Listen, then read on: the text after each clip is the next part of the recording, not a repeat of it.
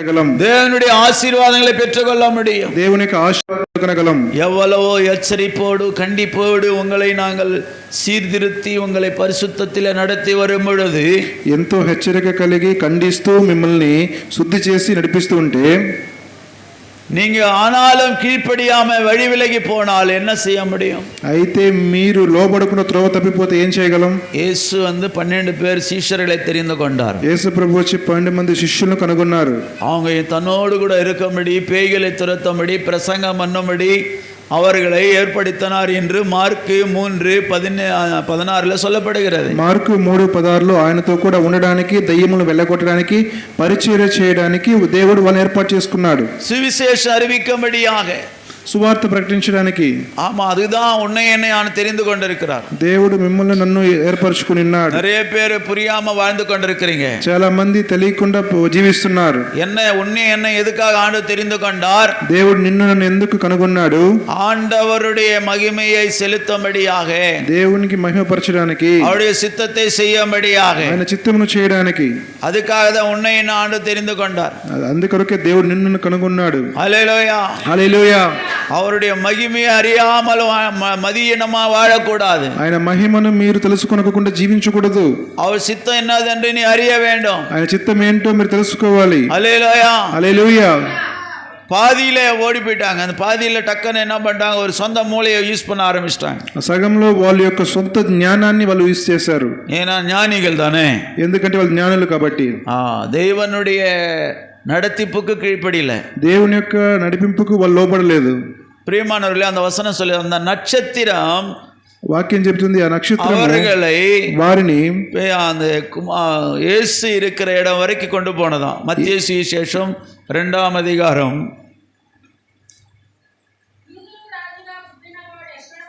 అదంతా వద్దు. அந்த நட்சத்திரம் அந்த பிள்ளை இருக்கிற இடத்துல, அதை படிங்க.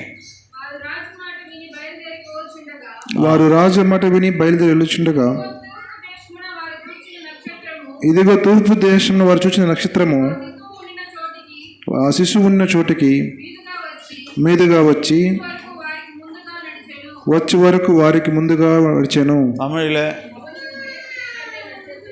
அவர்கள் கிழக்கிலே கண்ட நட்சத்திரம் பிள்ளை இருந்த ஸ்தலத்துக்கு மேல் வந்து நிற்கும் வரைக்கும் அவர்களுக்கு முன் சென்றது. அந்த நட்சத்திரத்தை கண்டபொழுது மிகுந்த ஆனந்த சந்தோஷம் அடைந்தார்கள். సంతోషం నక్షత్రத்தை பார்த்ததான் வரும். సంతోషం నక్షత్రం చూస్తే వస్తుంది. எத்தனை பேர் வீட்டு மேல நட்சத்திரம் கட்டி வச்சுக்கிறீங்க? ఎంతమంది ఇంటి మీద స్టార్ కట్టి ఉన్నారు? చాలా మంది ఆర్ఎస్ఎస్ వారికి భయపడుచున్నారు నక్షత్రం కట్టడానికి. ధైర్యంగా కట్టండి. ఎందుకు భయపడతారు? చంపేస్తారా? చచ్చిపోండి దేవుని కొరకు. ఆండరుకాగ జీవனை விட்டா பரலோகம் போய் சேர்ந்துருவல. దేవుని కొరకు మీరు జీవం విడిచిపెడితే పరలోకం చేరుతారు. కైప్రతిమే కూడా యేసు నామమున, యేసుதான் தெய்வம். బైబిల్ తీసుకెళ్ళండి, యేసు దైవం అని చెప్పండి. బైబిలా? కైప్రది కరపత్రిక கொடுங்க. హ్యాపీ క్రిస్మస్ అని ஒருத்தர் சொல்லி கொடுங்க. హ్యాపీ క్రిస్మస్ అని చెప్పి కరపత్రిక ఇచ్చి చూడండి. వెక్కపడరియా? సిగ్గుపడుతున్నావా?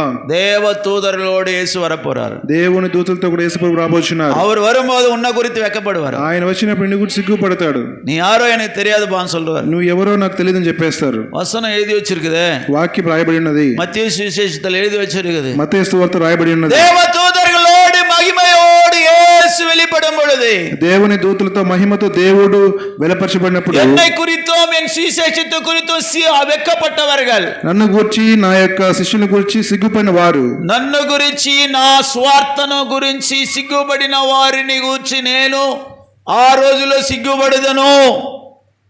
என்னை குறித்தோ என் சுவிசேஷத்தை குறித்து வெக்கப்படுறவங்களை பத்து நாளைக்கு நான் வெக்கப்படுவேன். నా గురించి నా సువార్త గురించి సిగ్గుపడే వారిని చూసి నేను సిగ్గుపడదును. மத்தேயு சுவிசேஷம் 7ஆம் அதிகாரத்திலே சொல்லப்பட்டிருக்கு, அக்கிரமை செய்யுகாரே என்னை விட்டு அகன்று போங்கள், உங்களை ஒரு நாளும் அறியேன். మత్తయి సువార్త 7వ రాయబడిన అక్రమం చేయ వాళ్ళని విడిచిపెట్టి వెళ్ళండి, ఒకరోజు కూడా మిమ్మల్ని తెలుసుకొని చెప్పబడుచున్నది. నేను మిమ్మల్ని ఎరగను. చదవాలి. అప్పుడు మిమ్మల్ని ఎప్పుడు ఎరగను, అక్రమం చేయవారులారా నా యొద్ద నుండి పొండి అని వారితో చెప్పుదును. మా அக்கிரம செய்காரரே, அது இன்னொரு வாட்டி படிங்க ஃபர்ஸ்ட்லேருந்து. ஒரு காலம் நான் உங்களை அறியவில்லை, அக்கிரம செய்காரரே என்னை விட்டு அகன்று போங்கள் என்று அவர்களுக்கு சொல்லுவேன். இதான் நடக்கும், ఇదే జరుగుతుంది. நாளைக்கு நீ ஆண்டவர் வரும்பொழுது உன்னை பார்த்து ஆண்டவர் சொல்லாரு, அக்கிரமம் பண்ணவனே நீ யாரா, நீ ஒரு நாளும் நான் உங்களை பத்தி நான் எனக்கு தெரியாதுன்னு சொல்றாரு ஆண்டவர். దేవుడు రాకడ వచ్చినప్పుడు దేవుడు ఇదే మాట చెప్తాడు, అక్రమం చేయవాలారా ఒక రోజు కూడా ఎరుగును చెప్తాడు. சபையிலே ஒரு கிரமம் இருக்குதுங்க, సంఘంలో ఒక క్రమం ఉందండి. அதை மிஞ்சி நீ அக்கிரமம் பண்ண ஆண்டவர் ஒத்துக்க மாட்டாரு. దాని మించి నువ్వు అక్రమం చేసే దేవుడు ఒప్పుకోడు. ஆண்டவர் சமூகத்திலிருந்து ஆண்டவர் வீட்டில் இருந்துக்கின்னு சொல்லியா, దేవుని సముఖంలో నుండి దేవుని ఇంట్లో ఉండి அவர் கொடுக்கறத சாப்பிட்டுக்கின்னு ఆయన ఇస్తున్న తినేసి அவருக்கே துரோகம் பண்ணா ఆయనకే ద్రోహం చేస్తే என்ன உயிரோடு வைப்பாரா? మీ జీవంతో ఉంటారా? என்னை பற்றி சொல்கிறேன்யா, నా గురించి చెప్తున్నాను. ఓకే, அவர் எனக்கு கொடுக்கறத சாப்பிட்றேன், ఆయన ఇచ్చే తింటున్నాను, அவர் எனக்கு సుఖం கொடுத்துக்கிறாரு, ఆయన నాకు స్వస్థత ఇచ్చిన్నాడు. 3 கட்டிங் வந்தது இந்த சரீரத்தில், 3 గడ్డలు వచ్చిన శరీరంలో, இவ்வளோ பெரிய கட்டி வந்தது முதுகில், పెద్ద గడ్డ వచ్చింది వీపులో. సాక్షి పాస్టమ్మ தொட்டு பார்த்தாங்க, கேட்டுங்க, పాస్టమ్మ అడగండి, ఆమె తాకి చూశారు. இப்போ பார்த்தீங்கன்னா ஒன்றுமே இல்லை, అங்கே పోయిடுச்சு. ఇప్పుడు చూస్తే ఏం లేదంతా మాయమైపోయింది. ஒன்றும் இல்லை, యేసు నామమునాల, యేసు నామములో అన్ని పోయినాయి. దేవుడు அவரை நம்பினா விட மாட்டாரு, ఆయన నమ్ముకుంటే విడిచిపెట్టాడు. அவரை பார்த்து நீ வெக்கப்பட்டா உன்னை பார்த்தாரு வெக்கப்படுவார், நீ யாரு எனக்கு தெரியாது சொல்றாரு. ఆయన చూసి నువ్వు సిగ్గుపడితే నువ్వు చూసి ఆయన సిగ్గుపడతాడు, నువ్వు ఎవరు అని చెప్పేస్తాడు దేవుడు. தெய்வம் அவர் எவ்வளவோ అன்பా இருக்கிறாரு, దేవుడు ఎంత ప్రేమ కలిగిన దేవుడే ఉన్నాడు, எவ்வளவு வல்லமையுள்ள தேவன், ఎంతో శక్తి గల దేవుడే ఉన్నాడు. கண்ணை வச்சு பார்க்கறாரு உன் மேல, ఆయన కన్నులు పెట్టి చూస్తాడు, எண்ணத்தை அப்படியே ஸ்கேன் பண்றாரு, నీ యొక్క ఆలోచన అటే స్కాన్ చేస్తున్నాడు దేవుడు. நீ எத்தனை நாள் நீ மனம் திரும்பாத உன் வழியில நீ போயிட்டு இருந்தானா, ఎన్ని దినములు నువ్వు మారు మనసు పొందుకొని నీ త్రోవలను వెళ్తున్నట్లయితే இந்த ஞானிகளை பாருங்க, ఈ జ్ఞానులను చూడండి. கிழக்கில நட்சத்திரத்தை பார்த்தாங்க, తూర్పున నక్షత్రాన్ని చూశారు, அந்த நட்சத்திரம் தானே அவங்க பின்பற்றினாங்க, ఆ నక్షత్రాన్ని వాళ్ళు వెంబడించారు. திடீர்னு உனக்கு ஏறுவது வீட்டுக்கு என்ன வேலை உனக்கு? సడన్ గా మీకు హేరోదు ఇంట్లో ఏం పని? எல்ரோய் சபையில் தானே நீ ரட்சிக்கப்பட்ட, ఎల్రోయి సంఘంలో కదా రక్షింపబడ్డావు, இங்கே தானே நீ அபிஷேகம் பெற்ற, ఇక్కడే కదా నువ్వు అభిషేకం పొందుకున్నావు. அடுத்த సభையில் என்ன வேலை உனக்கு? ఇంకొక సంఘం నీకేం పని? பணத்துக்காக போறியா? డబ్బు కోసం వెళ్తున్నావా? அங்க நல்ல பிரியாணி போடுறாங்கன்னு போறியா? అక్కడ మంచి బిర్యానీ వేసిన వెళ్తున్నావా? இங்கே தானே ஐயா நீ ரட்சிக்கப்பட்ட, ఇక్కడే కదా మీరు రక్షించబడ్డారు. திடீர்னு இன்னொரு సభைకి పోయి அங்க பார்க்கறது, సడన్ గా ఇంకొక సంఘానికి ఎందుకు వెళ్తున్నారు? இந்த ஞானிகள் தான் பண்ணாங்க. ఈ యొక్క జ్ఞానులు అదే చేశారు. இயேசுவே ஆண்டவர் பிறந்திருக்கிற நட்சத்திரத்தை பார்த்தாங்க, ఆ యొక్క దేవుడు ఆ నక్షత్రాన్ని చూశారు. ஒரு சரித்திரம் சொல்லுதுங்க, ఒక చరిత్ర చెప్తుందండి. ரீசெண்டா தான் நான் கேட்டேன், రీసెంట్ గా నేను విన్నాను. நிறைய பேர் மாட்டு தொழுவம் சொல்றாங்க. చాలా మంది ఆ యొక్క పశువుల పాక అంటారు. அது மாட்டு தொழுவம் தான், పశువుల పాకే, ஆனா நம்ம நினைக்கிற மாதிரி கிடையாது. అయితే మనం అనుకున్నట్టు పశువుల పాక కాదు. அல்லேலூயா, హల్లెలూయా. அது அது மந்தையின் கோபுரம் என்று சொல்றாங்க. అది మందలేక గోపురం అని చెప్పబడుచున్నది. அந்த இடத்துல தான் இயேசு பிறந்தாராம். ఆ యొక్క ప్రదేశంలో దేవుడు యేసు ప్రభు పుట్టారు. அது பேர் ஏதோ மிக்தா ஏதோ மவுண்ட் ஏதோ வருது, மிக்தா மவுண்டன் ஒன்று வருது, மிக்தா டவர்னு ஒன்று வரும். அந்த இடத்துல இயேசு பிறந்தார். ఆ ప్రదేశంలో యేసు ప్రభు జన్మించారు. அது என்னதுன்னு பார்த்தா, అది ఏమని చూసినట్లయితే இந்த ஆசாரிகள் அந்த நாட்களிலே ஆடுகளை கொண்டு போய் எருசலேமிலே பலியிடுவார்கள். ప్రవక్తలు గొర్రెలు తీసుకెళ్లి బలి ఇస్తారు. யாஜகுలు ஆசாரியர்கள் ஆடுகளை கொண்டு போய் பாவ நிவர்த்திக்காக அவங்க பலியிடுவார்கள். యాజకులు గొర్రెలను తీసుకొని పాపక్షమాపణ కొరకు బలి ఇస్తారు. அவன் எவனா இஸ்ரேல்ல பாவம் செய்வான், அவன் ஒரு ஆட்டை பிடிச்சிட்டு வருவான். ఇశ్రాయేలు ఎవరైనా పాపం చేస్తారు, ఒక ఎద్దును తీసుకొస్తాడు. ஆட்டை பிடிச்சிட்டு வருவான், గొర్రెను తీసుకొస్తాడు. அதை ஆசாரியன் பார்க்க வேண்டும். అది యాజకులు చూడాలి. ஏதாவது நாய் கடிச்சிட்டுக்குதா, ఏమన్నా కుక్క కొరికేసిందా, ஏதாவது அது நொண்டியா இருக்குதா, అది కుంటిగా ఉన్నదా, ஒரு கண்ணு போச்சா, ஒரு கண்ணு இருக்குதா, ఒక కన్ను పోయిందా, ఒక కన్ను ఉన్నదా, ரெண்டு கண்ணு இருக்குதா இல்ல ஒரு கண்ணு இருக்குதா? రెండు కన్ను ఉందా లేకపోతే ఒక కన్ను ఉన్నదా? பழுதற்றதான ஒரு பலியை தான் தேவனுக்கு செலுத்துவார்கள். ఎటువంటి మచ్చలు ఏమి లేనటువంటి సంపూర్ణ బలిని దేవునికి అర్పిస్తారు. அந்த பலியை அப்பதான் அது ஆண்டவர் ஏற்றுக்கொள்வார். అప్పుడే దేవుడు ఆ బలిని స్వీకరిస్తాడు. அதனால அந்த மிக்தா என்ற கோபுரத்துல అందుచేత మిగ్దాన గోపురంలో 3-4 அந்தஸ்து இருக்கு. அந்த கோபுரம் 3-4 అంతస్తులు ఉంటుంది ఆ గోపురం. அந்த இடத்துல எந்த அந்த அந்த ஆட்டுக்குட்டிகளை கொண்டு போயிட்டு பத்திரமாய் அவங்க ஒரு துணிகள் இருக்குமா, அது ஒரு கிளாத், ஒரு வகையான கிளாத், அது மெத்துன்னு இருக்கும். அந்த துணியில் அதை கழுத்துவாங்களாம் அந்த அந்த ఆటుకుట్టిగలే. ఆ గొర్రె పిల్లలను అక్కడ తీసుకెళ్లేసి ఒక మంచి మెత్తనటువంటి గుడ్డతో దాన్ని కప్పుతారంట. அதை சுற்றி அங்கே கலத்தி அதை நல்ல பாலூட்டி நல்ல ஆகாரம் கொடுத்து அதை ஒரு நல்ல பெரிய ஆடு ஆகிற வரைக்கும் வளர்ப்பாங்க.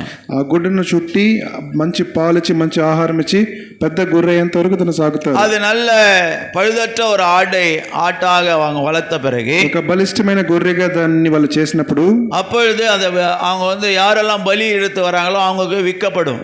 ఎవరైతే బలి ఇవ్వడానికి వస్తున్నారో వాళ్ళకి అమ్మబడుతుంది. ஏனென்றால் ஒரு நொண்டியோ ஒரு குருடியோ இருந்ததை கொண்டு வந்தாக்கா அங்கே பலி ஆசாரிகள் பலிக்கு எடுத்துக்கொள்ள மாட்டார்கள். ఒక కుంటిగానో గుడ్డిగానో ఆ గొర్రె పిల్లని తీసుకొస్తే యాజకులు తీసుకుంటారు బలి కోసం. హల్లెలూయా హల్లెలూయా.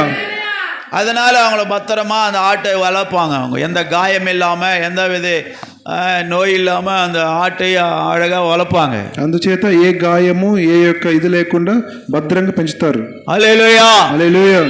அப்படி வளர்க்குற இடம் தான் அந்த ஆட்டு மந்தை, அந்த இடம். అలాగ పెంచే ఒక స్థలమే ఆ యొక్క గొర్రెల మంద.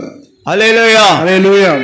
அப்போ இவங்களுக்கு சத்திரத்தில் இடம் இல்லாதனால వాళ్ళకి సత్రంలో చోటు లేనందువలన அங்க போயிட்டு அவங்க குழந்தைக்கு அந்த அந்தஸ்துல அந்த கோபுரத்துல தான் இயேசு பிறந்தாராம். ఆ గోపురంలోనే యేసు ప్రభువు జన్మించారు. அது மாட்டு தொழுவம் தான் சொல்லுகிறது. పశువుల పాకం చెప్పొచ్చు. ஆனா நம்ம நினைக்கிற மாதிரி இல்லை. அது ஒரு நல்ல துணிகளினால நல்ல ஒரு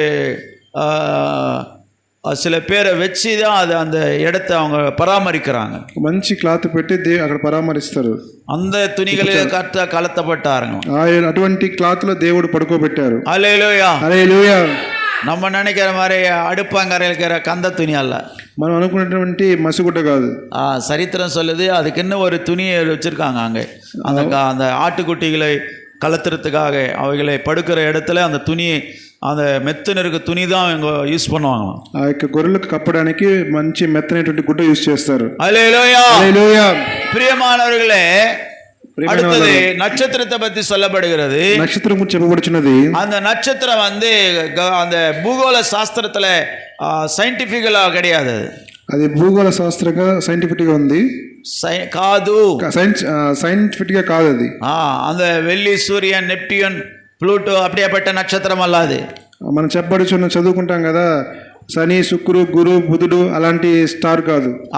தேவனால் அனுப்பப்பட்ட நட்சத்திரம் அது. అది దేవుని ద్వారా పంపబడిన నక్షత్రము. అది వెలుగుతో கொடுக்கும்படி அனுப்பப்பட்ட நட்சத்திரம். అది వెలుగుని ఇవ్వడానికి పంపబడిన నక్షత్రం. దేవ కుమారుని దర్శించుம்படி அனுப்பப்பட்ட நட்சத்திரம். దేవుని కుమారుని దర్శించడానికి పంపబడిన నక్షత్రము. தேவன் కుమారుని பிறந்த இடத்திலே அந்த இடத்தை காட்டுகிற நட்சத்திரம் அது. దేవుడు కుమారుడు పుట్టిన ప్రదేశాన్ని చూపించడానికి పంపబడిన నక్షత్రం. హల్లెలూయా హల్లెలూయా.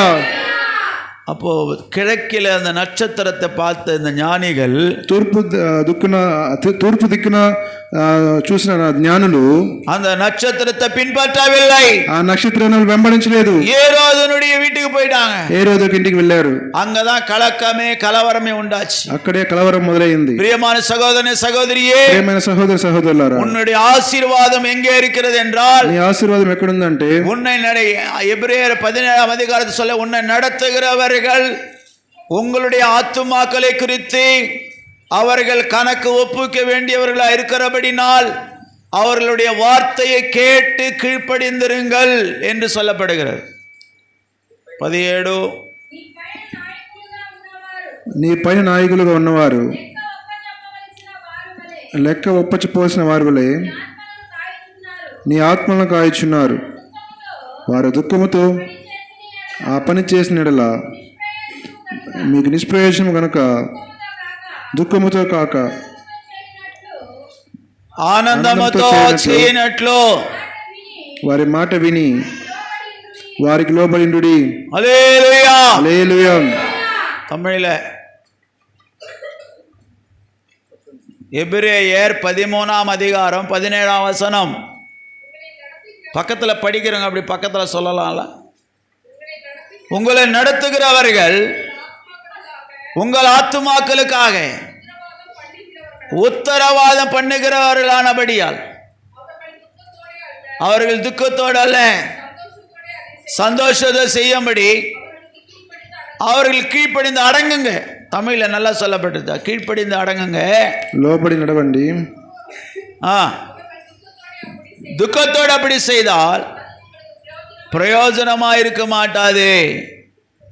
அல்லேலூயா, அல்லேலூயா, அல்லேலூயா, அல்லேலூயா. துக்கத்தோடு செய்யாதபடி நீங்க தயவு செய்து நாங்க சந்தோஷமா அந்த ஊழியத்தை செய்யும்படி நீங்க எல்லாரும் వచనத்துக்கு கீழ்ப்படிங்க.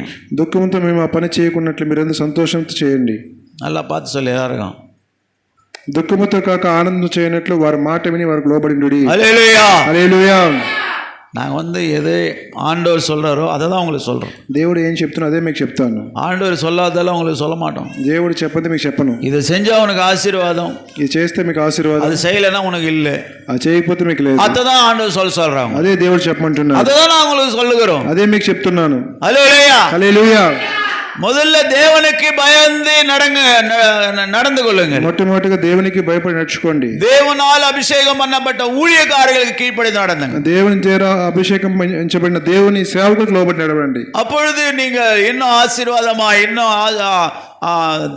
இன்னும் நல்ல ఐశ్వర్యతోడు మహిమయోడు వాழ முடியும். మీరు ఇంకా ఆశీర్వాదంతో మహిమతోను మీరు జీవించగలరు. కాணிక పెట్టిలో కాணிక ఎన్నుம் பொழுதெல்லாம் ఈ కాணிక పెట్టిలో కాணிక లెక్కించినప్పుడంతా எல்லாம் அது ஒவ்வொரு காசை எடுத்து நான் ஜெபம் பண்றேன் தெரியுமா. ఒక్కొక్క రూపాయి తీసుకొని నేను ప్రార్థన చేస్తాను. ஜெபம் பண்ணிட்டு அது என்றேன் தெரியுமா உங்களுக்கு. ప్రార్థన చేస్తూ నేను లెక్కిస్తాను. இந்த காணிக்கை போட்டவங்க எல்லாம் ஐశ్వర్யவான்களா மாறணும் ஆண்டவரேன்னு சொல்லி ஜெபிக்கிறேன். ఈ కాணிకలు వేసిన వారందరిని ఐశ్వర్యవంతులుగా చేయమని ప్రార్థన చేస్తాను. ஆண்டவர் வசனம் என்ன சொல்லுது தெரியுமா. దేవుని యొక్క వాక్యం ఏమంటుందో తెలుసా. 30 அத்தனையாகவும் 60 அத்தனையாகவும் 100 அத்தனையாகவும் பலன் கொடுப்பார் என்று சொல்லப்படுகிறது. 30 అంతులుగాను 60 అంతులుగా 100 అంతులుగాను ఫలింప చేసిన దేవుడు చెప్తున్నాడు. ஹல்லேலூயா, ஹல்லேலூயா. காணிக்கை போடுறவங்களுக்குள்ள இந்த விதமான பலன்கள் கிடைக்கிறது. కాணிకలు వేస్తున్న వారికి ఇలాంటి ఫలములు దొరుకుతున్నది. எந்த இருதயத்தோட போடுறியோ அந்த குறைவான இருதயத்தோட விசுவாசம் இல்லாமல் போடுறவங்களுக்கு ஒரு 30% கிடைக்கலாம். విశ్వాసం లేకుండా కానుకలు వేసే వారికి 30% దొరుకుతుంది. இன்னும் கொஞ்சம் விசுவாசம் அதிகமா இருக்கிறவங்க ஒரு 60% கொடுப்பாரு. కొంచెం ఎక్కువ విశ్వాసంతో వేసే వాళ్ళకి 60% దొరుకుతుంది. முழு விசுவாசத்தோட போடுறாங்க பாரு. సంపూర్ణ విశ్వాసంతో వేస్తారు చూడండి. எனக்கு நான் செய்யறதை தான் உங்களுக்கு சொல்லுவேன். నేను చెప్పేదే మీకు చెప్తాను. నేను చేసేదే చెప్తాను. చెప్పేదే చెప్తావా. నేను మీకు చేసేదే మీకు చెప్తాను. நான் செய்யறதா உங்களுக்கு சொல்றேன். నేను చేసేదని మీకు చెప్తాను.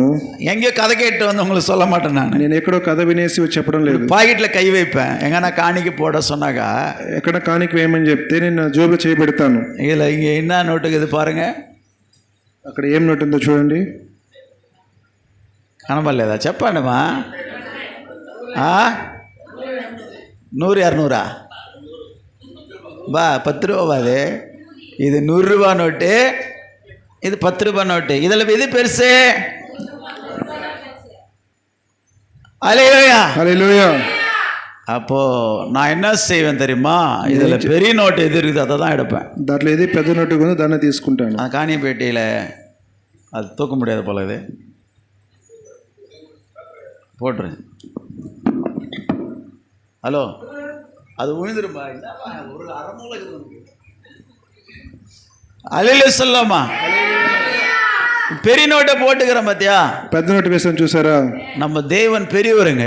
మన దేవుడు పెద్దవాడండి. அவர் மகா பரிசுத்தர். ఆయన మహాపరిశుద్ధుడు. మనకు రక్తం సిందినారல்ல, మనకు రక్తం చిందించారు కదా. జీవన్ கொடுத்தாరல்ல, జీవం ఇచ్చారు కదా. அந்த பெரிய நோட்டை உள்ள வச்சுக்கின்னு ఆ పెద్ద నోటు లోపల పెట్టుకొని இந்த 10 ரூபாய் 5 ரூபாய் அப்படி போட்டு போனா என்ன அது கடவுளுக்கு மரியாதை கொடுக்குறீங்க. நீங்க 10 రూపాయలు 5 రూపాయలు వేసి దేవునికి మర్యాద ఇస్తున్నారా. நம்ம ஆண்டவருக்கு கொடுக்கறத நம்ம உற்சாகமா கொடுக்க சொல்லி பைபிள் சொல்லுது. దేవునికి ఇచ్చేది మనం ఉత్సాహంగా దేవుడు చెప్తున్నాడు. நான் விஜயவாடல இந்த மெசேஜ் ஒரு ஊழியக்காரருடைய டிரான்ஸ்லேட்டரா நான் போயிருந்தேன். ఒక సేవకునికి ట్రాన్స్లేటర్ గా వెళ్ళి ఉన్నాను. அவர் போட்டாரு. ఆయన వేశారు. நாளில் 2000 ரூபாய் நோட்டு இருந்துச்சு. ఆ దినాలలో 2000 రూపాయల నోటు ఉన్నది. 2000 రూపాయల నోటు பாத்தீங்களா. 2000 రూపాయల నోటు చూసారా మీరు. కాణిపేటలు పోటియా 2000 రూపాయల నోటు వేశారా. இங்கே யாராவது 2000 ரூபாய் நோட்டு இருக்கும்போது కాணிక పెట్లు పోటంగా எப்போது ஒரு நாளாவது 2000 రూపాయల నోట్లు ఉన్నప్పుడు ఎవరన్నా కాணிక పెట్లు వేసినారా? கையை தூக்கி காட்டுங்க அன்பு சகோதரிகள் சகோதரர்கள், ప్రియమైన సహోదరి సహోదరుల చేతులు போட்டிருந்தா உண்மையா கையை நல்லா மேலே தூக்கி காட்டு. யாராவது போட்டீங்க చేతి వేసి ఉంటే చేతులెత్తి బాగా పైకి చూపించండి. கையை நல்லா தூக்கு. யாரு தூக்குறது? చేతులు బాగా போட்டிருந்தா தூக்குங்க, இல்லைன்னா கொమ్మனு கையை வச்சு இப்படி వేసి ఉంటే చూపించండి. இப்படி தூக்குமா நல்லா బాగా చేతులు పైకెత్తండి. கையை தட்டுங்க. ஒரு சகோதரி மட்டும்தான் 2000 ரூபாய் நோட்டு ஆண்டவருக்கு கொடுத்துருக்காங்க. ఒక సహోదరి మాత్రమే దేవునికి 2000 రూపాయల నోటు ఇచ్చి ఉన్నారు. கையை அப்படியே தட்டுவாங்க. చేతులు అలా తడతారా? ஹல்லேலூயா హల్లెలూయా. அதுக்காக தான் ஆண்டவர் நல்ல மாப்பிள்ளை கொடுத்துக்கிறாரு. అందుకోసమే దేవునికి మంచి భర్తను ఇచ్చి ఉన్నాడు. ஹல்லேலூயா சொல்லாமா? హల్లెలూయా చెప్తామా? உற்சாகமா கொடுக்கிறவனத்துல தேவன் பிரியமா இருக்கிறார் வேதம் சொல்லுகிறது. உற்சாகంగా ఇచ్చేవారు దేవుడు ప్రేమ కలిగి ఉన్నాడు. இந்த காணிக்கை, இந்த கிறிஸ்மஸ் நாட்கள்ல காணிக்கை கமிட்டி மீட்டிங்ல சொல்லியிருக்கிறாங்க. ఈ క్రిస్మస్ గురించి కమిటీ మీటింగ్ లో కానుకలు చెప్పినారు. ఈ క్రిస్మస్ రోజుల్లో క్రిస్మస్ కానుకల గురించి కమిటీ వాళ్ళు ఒక నిర్ణయం తీసుకున్నారు. హల్లెలూయా. ஒவ்வொரு கமிட்டி மெம்பர்ஸ் 3000 ரூபாய், மற்ற சபையில் வரவங்க 1000 ரூபாய்க்கு மேலே போடலாம், அது கீழே கூட போடலாம் சொல்லி பேசிட்டாங்க. ప్రతి కమిటీ మెంబర్ 3000 రూపాయలు చొప్పున 1000 రూపాయల లోపల 1000 రూపాయల పైన ఇవ్వచ్చు. హల్లెలూయా. హల్లెలూయా. அப்போ பாருங்க, நம்முடைய தேவனுக்கு நம்மை அளவில்லாமல் ஆண்டவர் ஆசீர்வதிக்க வேண்டி விரும்புகிறார். మన దేవుడు కొలత లేకుండా ఆశీర్వదించడానికి ఆశపడుచున్నాడు. ஆண்டவர் சொல்லியிருக்கிறாங்க, ஒரு 2 பைசா போட்ட ஒரு விதவையின் காணிக்கை பற்றி ஆண்டவர் சொல்றாரு. 2 పైసలు వేసిన ఒక విధవరాలి యొక్క కానుక గురించి దేవుడు మాట్లాడినాడు. హల్లెలూయా. హల్లెలూయా. அங்க நிறைய பணக்காரங்க வந்திருக்காங்க, அவங்களுக்குள்ள இருக்கிறதுல ஏதோ ஒண்ணு எடுத்து போட்டு போயிட்டாங்க. అక్కడ చాలా మంది డబ్బున్న వాళ్ళు వచ్చారు, వాళ్ళ చేతిలో ఏది దొరికిందో వేసి వెళ్ళిపోయారు. ஆனா இந்த சகோதரி மட்டும், அந்த விதவையின் தாயார் 2 காசு அன்றைக்கு சாப்பாட்டுக்காக வச்சிருந்தாங்க. అయితే ఆ విధవరాలు మాత్రము ఆ రోజు అన్నం కొరకు పెట్టుకుని 2 కాసులు వేశారు. என் தேவன், నా దేవుడు மகா பெரியவர், మహా పెద్ద దేవుడు. நான் ஆண்டவருக்கு கொடுத்தா திருப்பி கொடுப்பாரு அப்படியெல்லாம் நினைக்கல. ఇస్తే తిరిగి ఇస్తాడని అనుకోలేదు. ஆண்டவருக்காக இதை போடணும்னு சொல்லிட்டு அந்த அம்மா போட்டாங்க. దేవుని కొరకు ఇది వేయాలని వేశారు. హల్లెలూయా. హల్లెలూయా. ஆண்டவர் அந்த அம்மாவை அங்க பேசுறாரு பாரு. దేవుడు ఆమె గురించి మాట్లాడాడు. ஆண்டவர் ஞாபகம் வச்சுக்கிறாரு. ఆయన జ్ఞాపకం పెట్టుకుని ஞாபக புத்தகத்திலே எழுதப்படும். జ్ఞాపకార్థ గ్రంథం రాయబడుచున్నది. ஹல்லேலூயா. హల్లెలూయా. ஆவியிலே நிரம்பி சொல்லுவா. ஞாபக புத்தகத்திலே எழுதப்படும் பிரியமானவர்களே. జ్ఞాపకార్థ గ్రంథం రాయబడుచున్న ప్రియమైన వారు. ஹல்லேலூயா. హల్లెలూయా. நீ போடுற ஒவ்வொரு காணிக்கை ஏற்ற பலனை கர்த்தர் கொடுத்துடுவாரு. మీరు వేస్తున్న ప్రతి కానుకలకు తగిన ప్రతిఫలం ఇస్తాడు. ஹல்லேலூயா. హల్లెలూయా. நீ எந்த அளவுல அளக்கறியோ அந்த அளவுல உனக்கு அளக்கப்படும் வேதம் சொல்லுகிறது. ఎంత కొలతలో కొలుస్తావో అంత కొలత దేవుడు కొలుస్తాడు మీకు. ஹல்லேலூயா. హల్లెలూయా. వారి ఇరైతాన్ ఏழைகளை கொடுத்தான் నీతి నిత్యమా నిற்கும் என்று వేదం சொல்லுகிறது. విస్తారంగా వెదజల్లాడు, పేదలను కరుణించాడు, అతడి నీతి నిత్యముగా నిలుచును అని బైబిల్లో దేవుడు రాసి పెట్టాడు. వారి ఎరకర్త కత్తుగా వెదజల్లడం నేర్చుకోండి. విస్తారంగా వెదజల్లడానికే சும்மா அப்படியே 2 அடி போடுறதில்ல. ఒక 2 వేయడం కాదు, విస్తారంగా వేయాలి. நான் ஒவ்வொரு முறை நினைக்கிறேன், ఒక్కొక్కసారి అనుకుంటాను, ஒரு பெரிய ஆட்டை பிடிச்சி கிறிஸ்மஸ்ல ஒரு 1000 பேருக்கு சாப்பாடு போடணும். పెద్ద గొర్రెను పట్టుకొని ఒక 1000 మందికి ఆహారం పెట్టాలనుకుంటాను. హల్లెలూయా. హల్లెలూయా. 1000 பேருக்கு మటన్ బిర్యానీ ఎత్తిని ఆడు పిడికిలా. 1000 మందికి మటన్ బిర్యానీ అంటే ఎన్ని గొర్రెలు పట్టుకోవాలి? ఏమయ్యా, 10 గొర్రెలు అయితే సరిపోతుందా? 10 మేకపోతు. హల్లెలూయా. హల్లెలూయా. దేవుడు ఇస్తాడు. ఆమేన్ చెప్పండి. ఆమేన్. ఏసేలా బిర్యానీ ఎక్కడ మనం రేపు సంబరాలు, క్రిస్మస్ సంబరాల టైంలో వెయ్యాలి ఒక 10 మేకపోతు. ఆమేన్ చెప్పండి. ఆమేన్. విశ్వాసించండి, దేవుడు రేపే ఇవ్వాలి. 24వ తేదీ ఒక 10 గొర్రెలు వచ్చి నిలబడాలి ఇక్కడ, 10 మేక. ఆమేన్ చెప్పండి. ఆమేన్. మనం పోతా ఉంటే అక్కడ మటన్ షాప్ దగ్గర శనివారం రోజు అరుస్తూ ఉంటుంది కొన్ని గొర్రెలు మేకలాడ. హల్లెలూయా. హల్లెలూయా. మేకపోతలో అరుస్తూ ఉంటుంది. నేను అనుకునేది, ఒరే రేపు బలియా నువ్వు, 4 నీ బలిదా అని. హల్లెలూయా. హల్లెలూయా. அது மாதிரி பிரியமானவர்களே, ఆ విధంగా ప్రియమైన వాళ్ళారా வசனம் சொல்லுகிறது, వాక్యం అంటున్నది, உங்கள் நடத்திப்புக்காரருக்கு நீ கீழ்ப்படிந்து நடங்குங்கள். మిమ్మల్ని నడిపిస్తున్న వారికి మీరు లోబడి నడవండి, அப்போது அது ஆசீர்வாதமா இருக்கும் உங்களுக்கு. అది ఆశీర్వాదకరంగా ఉంటుంది. அல்லேலூயா. హల్లెలూయా. அந்த நட்சத்திரம் ఆ నక్షత్రము அந்த இயேசு இருக்கிற இடத்து வரைக்கும் உங்களுக்கு வழிகாட்டினது. యేసు ప్రభు ఉన్న చోటికి త్రోవ చూపించింది. மக பிரசன்னியா கர்த்தருக்கு ஸ்தோத்திரம். கர்த்தர் ஒன்று ஆசீர்வதிப்பாராக. சொல்லுங்க, ஸ்தோத்திரம் பண்ணுங்க. స్తోత్రం. இந்த டிரான்ஸ்லேட்டர் இருக்கிறவங்க எல்லாருக்காக ஒரு ஸ்தோத்திரம். அல்லேலூயா சொல்லுங்க. హల్లెలూయా. அனிதாஸ்டுக்கு ஒரு ஸ்தோத்திரம் பண்ணுங்க. హల్లెలూయా. ஜேம்ஸ் பிறகு ஒரு ஸ்தோத்திரம் பண்ணுங்க. சொல்லுங்க அல்லேலூயா. హల్లెలూయా. தெபோராக்கு ஒரு ஸ்தோத்திரம் பண்ணுங்க. స్తోత్రం. அடுத்த வாரத்திலேருந்து நம்ம எபினேசன் நிற்க போறாரு டிரான்ஸ்லேஷன், அவருக்காக ஸ்தோத்திரம். స్తోత్రం. హల్లెలూయా. ஸ்தோத்திரம் பண்ணுங்க எல்லாரும். స్తోత్రం. వాక్యం చెప్పాలి, ట్రాన్స్లేషన్ చేయాలా. ఆమేన్. హల్లెలూయా. హల్లెలూయా. ఎందుకంటే మన పరిచర్య ఈ ఓటీఏరికి మాత్రం కాదు, గుండు సెట్లు కుదరవాటర్తగల நம்ம ஊழியம் గుండ్రసే ఏంటంట కొండలో గుర్రందోలేది కాదు మన పరిచర్య. ఏంది కొండలో గుర్రందోలే కాదు మన పరిచర్య, பிரபஞ்சாనికి వెళ్ళవలసిన పరిచర్య. அதுதான் நல்ல நேசகுமாரெல்லாம் வந்துக்கிறாங்க இங்கே. ஆமென் சொல்லலாம். ஆமென். கூட இன்னொரு பிரியமான குமாரன் வந்திருக்கிறார். கூட உங்க பிரியமான குமாரன் பேர் தெரியல, விக்ரம். ஆமென். ஆமென். வட இந்தியா ஊழியம் நம்ம எல்லாம் போனோம். ஆமென் சொல்லலாமா. ஹல்லேலூயா. கர்த்தருக்காக எழும்பு, దేవుని కొరకు లేవండి. இயேசுக்காக நாம் பாடுபட வேண்டும். యేసు కొరకు మనం శ్రమపడాలి. இயேசுக்காக நாம் வாழ வேண்டுங்க. దేవుని కొరకు మనం జీవించాలి. பரிசுத்தம் உள்ளவர்களாக, పరిశుద్ధమైన వారుగా, எல்லா அசுத்தமான கிரியைகளை விட்டு అన్ని అపవిత్రమైన క్రియలు విడిచిపెట్టి பரிசுத்தம் உள்ளவர்களாக மாற வேண்டும். పరిశుద్ధమైన వారుగా మారాలి. அதுக்காக தான் இயேசு நமக்காக பரிசுத்த தேவகுமாரனாக கன்னிகை வயிற்றிலே பிறந்தார், பரிசுத்தவான். అందుకొరకే దేవుడు కన్నిక గర్భంలో పరిశుద్ధుడిగా జన్మించాడు. మతమత్సర కామ క్రోధం లేని పవిత్రాత్మ దైవ కుమారుడు భూలోకానికి రక్షణార్థమై ప్రత్యక్షమయ్యాడు ఆయన. చప్పట్లు కొడదామా. హల్లెలూయా. హల్లెలూయా. ஆ தெய்வகுமாரனே, அந்த தேவகுமாரனாக இயேசுவை பின்பற்றுகிற நீ, ఆ దేవకుమారుని యేసు ప్రభువును వెంబడిస్తున్న మీరు பரிசுத்தம் உள்ளவர்களாய் நாம் வாழ வேண்டும். పరిశుద్ధంగా మీరు జీవించాలి. கர்த்தருக்காக நீ எழும்ப வேண்டும். దేవుని కొరకు మీరు లేవాలి. உனக்குள்ள மாம்சத்தின் இச்சைகள், மாம்சத்தின் சிந்தைகள், உலகத்தின் அடிமைத்தனம் வேண்டாம்.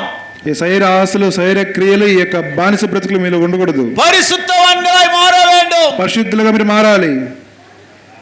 6 பேர் ஆண்டவர் அபிஷேகம் பண்ணாரு.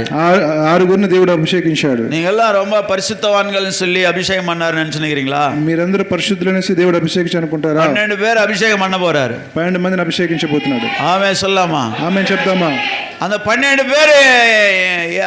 பேர் சீஷங்க யார கூட போனாங்க? ఆ 12 మంది శిష్యులు ఎవరితో వెళ్ళారు? ஆனா இங்கே 12 பேர் யார கூட போனோம்? ఇక్కడ 12 మంది ఎవరితో వెళ్ళాలి? ஊழியக்காரரோட, సేవకునితో. జీవన్ పాస్టర్ వారణాసిలో అడి వచ్చా 12 பேர் అడి வைக்கிறாங்க. జీవన్ పాస్టర్ గారు వారణాసి అడుగు పెడితే 12 మంది అడుగు పెట్టాలి. ఆమె చెప్పదామా. ఆమేన్ చెప్తాను. ஏனென்றால் ஆண்டவர் கொடுத்த தரிசனத்தை நாம் முழு இருதயத்தோடு தேவனுக்காக நாம் செய்ய வேண்டும். దేవుడు ఇచ్చిన దర్శనాన్ని పూర్ణ హృదయంతో చేయాలి. பிரியமானவர்களே, இவர்கள் அந்த நட்சத்திரத்தை மறந்துட்டு அப்படி போயிட்டதுனால, ఆ నక్షత్రాన్ని మర్చిపోయి వాళ్ళ త్రోవ தன்னை நடத்துகிறவர்களுக்கு கீழ்ப்படியாமல் போனதுனாலே, తమను నడిపిస్తున్న వారికి లోబడకుండా పోవడం వలన அந்த பெத்லகேம் சுற்றுப்பக்க கிராமங்களில் 2 வயசு கீழே இருக்க குழந்தைகள் அடி சாகடிக்கப்பட்டார்கள். ఆ బెత్లెహేమ్ ప్రదేశంలో 2 సంవత్సరాల కింద భయంకరమైన కన్నీరిన్ వెల్లం పెరిగినది. ఒక భయంకరమైన కన్నీటి ప్రవాహం జరిగింది అక్కడ. హల్లెలూయా. హల్లెలూయా. பிரியமானவர்களே, உங்களை நடத்துகிறவர்களை நோக்கி பாருங்க. ప్రియమైన వారు నడిపిస్తున్న వారిని చూడండి. కీழ்పడియుங்கள். లోబడండి. వచనం சொல்லுகிறது. వాక్యం అంటున్నది. బుద్ధిమంతులైతే వచనం దానియేలు 12ஆம் அதிகாரம் 12ஆம் அதிகாரம் ராத்திரி தான் நாம் படிச்சு பாருங்க. వచనం బుద్ధిమంతులైతే పడి చదవండి. బుద్ధిమంతులైతే ఆకాశ మండలంలోని జ్యోతులను పోలిన వారై ప్రకాశించుదురు. నీతి మార్గం అనుసరించి నడుచుకున్నట్లు ఎవరు అనేకులు త్రిప్పుదురో వారు నక్షత్రం వలె நிரந்தரம் பிரகாசிச்சுதுரு. தமிழில் ஞானவான்கள் ஆகாய மண்டலத்தில் உள்ள ஒளியை போலவும் அநேகரை நீதிக்கு உட்படுத்துகிறவர்கள் அநேகரை நீதியின் பாதையை காட்டுறாங்க பாரு. அவங்க நட்சத்திரங்களை போலவும் என்றென்றைக்கும் உள்ள சதா காலங்களும் பிரகாசிப்பார்கள். ஹல்லேலூயா, ஹல்லேலூயா. உங்களை நீதியின் பாதையை குறித்து நாங்கள் உங்களை நடத்துகிறோம், நீதியை குறித்து உங்களுக்கு போதிக்கிறோம், நீதிని మేము బోధిస్తున్నాం. హల్లెలూయా, హల్లెలూయా. அப்போ நீதியை குறித்து போதிக்கிறவங்க தான் நட்சத்திரம் என்று வேதம் சொல்லுகிறது. నీతిని గురించి బోధించేవారు నక్షత్రం చెప్పబడుచున్నారు. நாங்க நீதியா நடக்கிறோம், మేము నీతిగా నడుచుకుంటున్నాం. உங்களை நீதியின் பாதையில் நடக்க நாங்கள் போதிக்கிறோம், నీతి మార్గంలో నడిపించడానికి మేము బోధిస్తున్నాం. హల్లెలూయా, హల్లెలూయా. அப்போ நடத்துகிறவர்கள் தான் இந்த நட்சத்திரங்கள் என்று இங்கு வேதம் சொல்லுகிறது. నడిపిస్తున్న వారే నక్షత్రమని వాక్యం చెప్తున్నారు. எனவே இவர்கள் தேவனுடைய நட்சத்திரத்தை பின்பற்றுகிறவர்களாக இருக்க வேண்டும். ఎందుకంటే వీళ్ళు దేవుని యొక్క నక్షత్రాన్ని అనుసరించాలి. இந்த காலை நேரத்தில் கிறிஸ்மஸ் செய்தி கர்த்தர் உங்களுக்கு சொல்லுகிற காரியம் என்னவென்றால், ఈ దినములలో క్రిస్మస్ యొక్క సువార్త చెప్పడం ఏంటంటే நட்சத்திரங்களை பின்பற்றுங்கள், నక్షత్రాన్ని వెంబడించండి. அதாவது உங்களை நீதியின் பாதையில் நடத்துகிறதான பரிசுத்தமான ஊழியக்காரர்களை உங்கள் மேலே இருக்கிற ஊழியக்காரர்கள் மேய்ப்பர்களுக்கு நீங்க கீழ்ப்படியுங்கள். నీతి మార్ నడిపిస్తున్నట్టు మిమ్మల్ని మీకు కాపర్లుగా ఉంటున్న వారికి లోబడి ఉండండి. హల్లెలూయా, హల్లెలూయా. அந்த நட்சத்திரம் உங்களை நேரா அங்கத்தி கொண்டு போகும். ఆ నక్షత్రం నేరుగా తీసుకెళ్తుంది. இந்த நட்சத்திரம் உங்களை இயேசு கிட்ட கொண்டு போற வரைக்கும் நாங்கள் உங்களுக்காக இரவும் பகலும் ஜெபித்து கொண்டிருக்கிறோம். ఈ నక్షత్రం మిమ్మల్ని యేసు ప్రభువు దగ్గర తీసుకొచ్చేంత వరకు తీసుకెళ్లేంత వరకు రాత్రి పగలు ప్రార్థన చేస్తాం. దశంభాగங்களை குறித்து நாங்கள் ஜெபித்து கொண்டிருக்கிறோம். ఈ దశంభాగాలను బట్టి ప్రార్థిస్తున్నాం. ஆண்டவரே தசமா கொடுக்கறங்க வானத்தின் பலகனின் திறந்த இடங்களாம் போக மாட்டாங்க ஆசீர்வாதி என்று சொல்லுகிறோம். ఈ యొక్క దశంభాగాలు ఇస్తున్న వారికి ఆకాశ వాక్యంలు విప్పి పట్టజనంత విస్తారంగా ఆశీర్వదించని ప్రార్థన చేస్తున్నాం. ஹல்லேலூயா, ஹல்லேலூயா. அடுத்தது காணிக்கை பெட்டியில கை வச்சு ஜெபிக்கிறோம். ఇంకోటి మేము కాணிక పెట్టి చేయబెట్టి ప్రార్థన చేస్తున్నాం. எத்தனை பேர்கள் காணிக்கை போட்டிருக்காங்க அவங்களை ஆசீர்வதியும். ఎంతమంది కాணிక వేసిన వాళ్ళని ఆశీర్వదించండి. கடன்கள் அடைய வேண்டும், వారి యొక్క అప్పులు తీరిపోవాలి, దరిద్రం நீங்க வேண்டும், వారి దరిద్రత తొలగిపోవాలి, அவங்க ఆశీర్వదిக்கப்பட வேண்டும், వారు ఆశీర్వదించబడాలి. அப்படி நாங்க ஜெபிச்சு தான் நாங்கள் இந்த ஊழியத்தை செய்து வருகிறோம். ఆ విధంగా ప్రార్థించి సేవ చేసుకొస్తున్నాం. உங்களுக்காக இரவும் பகல கண்ணீர் விட்டு நாங்கள் ஜெபித்து கொண்டிருக்கிறோம். మీ కొరకు రాత్రి పగలు కన్నీరు విడిచి ప్రార్థన చేస్తున్నాం. ஹல்லேலூயா, ஹல்லேலூயா.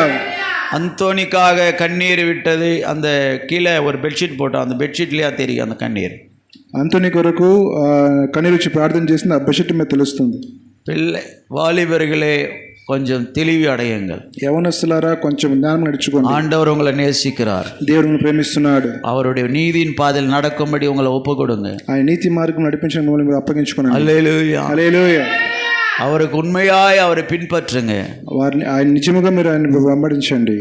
அப்போது உங்களுக்கு வரப்போகிற சந்ததி ஆசீர்வாதமான சந்ததி பிறக்கும். రాబోచున్న సంతతి ఆశీర్వాద సంతతిగా దొరుకుతుంది. நீ வாழது உனக்காக நீ சுயமா வாழ்ந்துட்டு போகாது. నీ కొరకు నీవు జీవించవద్దు. ஹல்லேலூயா, హల్లెలూయా. உனக்கு பின் ஒரு சந்ததி கர்த்தர் உருவாக்க போறாரு. నీ తర్వాత ఒక సంతతిని దేవుడు எவ்வளவு கர்த்தருக்கு உண்மையா இருக்கிறோ அது போல உண்மையான ஒரு சந்ததி பூமியில பிறக்கும். దేవుడికి నువ్వు ఎంత నమ్మకంగా ఉంటావో అలాంటి నమ్మకమైన సంతతి దేవుడు మీకు ఇస్తాడు. நீ உண்மை இல்லாதவனாய் வாழ்வாயானால், నువ్వు నమ్మకం లేకుండా జీవించినట్లయితే, சகோதரியே, సహోదరి, சகோதரனே, సహోదరుడా, உன் வீட்டுல నీ ఇంటిలో பிள்ளைகள் முன்பாய் పిల్లల ముందర உண்மை సాక్షిயா నిల్లుங்க. నమ్మకమైన సాక్షి నిలబడండి. இந்த 4 சுவர்கள் உங்களை குறித்து சாட்சி சொல்லும் தேவனிடத்தில். ఈ 4 గోడలు నీ గురించి సాక్ష్యం చెప్తున్న దేవుని ఎదుట. హల్లెలూయా, హల్లెలూయా. யாரும் பார்க்கலன்னு சொல்லி நடக்காத. ఎవరు చూడలేదు నడుచుకోవద్దు. 7 కన్నులుடையவர் உன்னை எப்போதும் பார்த்து கொண்டே இருக்கிறார். దేవుడు పైనుంచి మనం చూస్తూ ఉంటున్నాడు. 7 నేత్రములు గల దేవుడు పైనుంచి మనం చూస్తున్నాడు. ஆமா, அவர் கண்ணுக்கு மறைய ஒண்ணுமே செய்ய முடியாது தம்பி. ఆయనకి మరుగుగా మీరు ఏమి చేయలేదు తమ్ముడు. தங்கச்சி, அந்த கண்களை மறைச்சிட்டு உன்னால ஒன்னும் நடக்க முடியாது. సహోదరి, ఆ కన్నులు కప్పి நடந்தாலும் ஒத்துக்க மாட்டார் அவர். అలా నడుచుకుంటే దేవుడు ఒప్పుకోడు. ஆமா, விசாரிப்பாரு. దేవుడు విచారణ చేస్తాడు. அவர் அந்த வண்ணான சவுக்காரத்தை போல உட்கார்ந்து உன்னை சுத்தம் பண்ணுவாருங்க. సాకిలు వాని సబ్బు వలె మిమ్మల్ని కూర్చోబెట్టి దేవుడు వదులుతాడండి.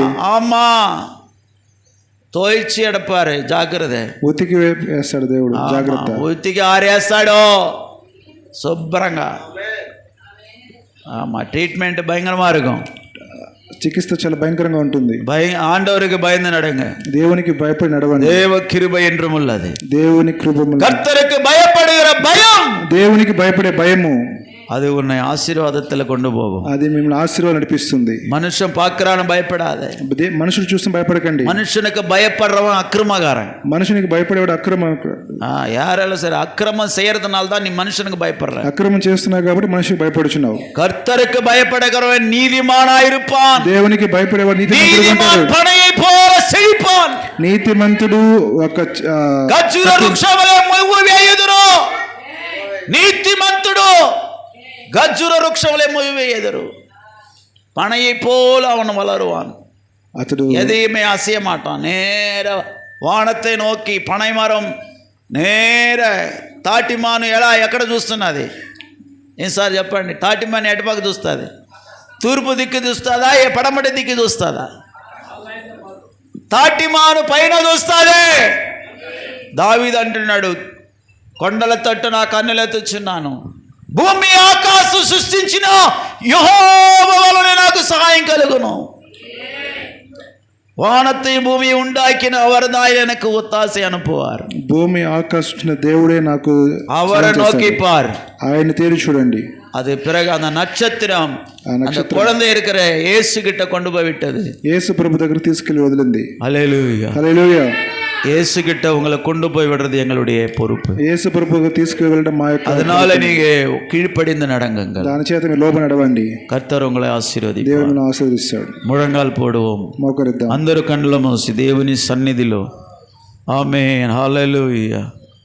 ఆనందమే మహా సంతోషమే యేసు పుట్టినీలలో, ఆనందమే మహా సంతోషమే యేసు పుట్టినీలలో, ఆనందమే మహా సంతోషమే యేసు పుట్టినీలలో, ఆనందమే మహా సంతోషమే యేసు పుట్టినీలలో. దేవుని వాగ్దానం యేసుని జన్మ